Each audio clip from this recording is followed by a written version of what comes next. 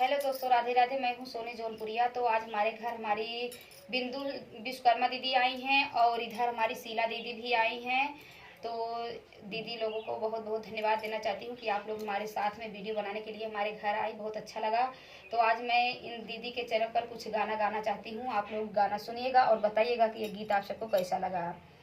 कि मैं डोलिया पकड़ी के मोर बीरनवा भैया ना, डोलिया पकड़ी के मोर बीरनवा भैया ना, बीरनवा भैया ना हो, बीरनवा भैया ना, बीरनवा भैया ना हो, बीरनवा भैया ना, रोए डोलिया पकड़ी के मोर बीरनवा भैया ना, रोए डोलिया पकड़ी के मोर बीरनवा भैया ना। पापा जी अगनवा रोए, मम्मी जी दुवरवा मोर बीरनवा रोए ना, पापा रो अगनवा रोए, मम्मी जी दुवरवा मोर बीरनवा रोए ना, मोर बीरनवा रोए ना,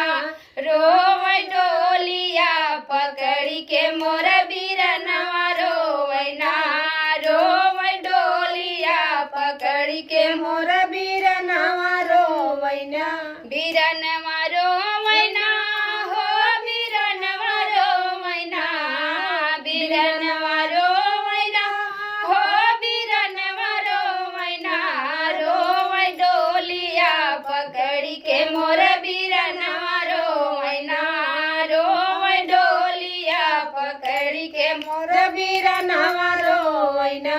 चाचा जी दुआरवा रोए, चाची मोर अंगनवा, मोरी बहिनिया रोए ना, मोरी बहिनिया रोए ना, रोए हाथवा के मीजी, मोरी बहिनिया रोए ना, रोए हाथवा के मीजी, मोरी बहिनिया रोए ना, रोए डोलिया पकड़ी के मोर बीरनवा रोए ना, रोए डोलिया पकड़ी के मोर बीरनवा रोए ना, बीरनवा रोए ना हो, बीरनवा रोए ना, रोए डोलिया पकड़ी के मोर बीरनवा रोए ना, रोए डोलिया पकड़ी के मोर बीरनवा रोए ना। भैया जी दुआरवा रोए, भाभी मोर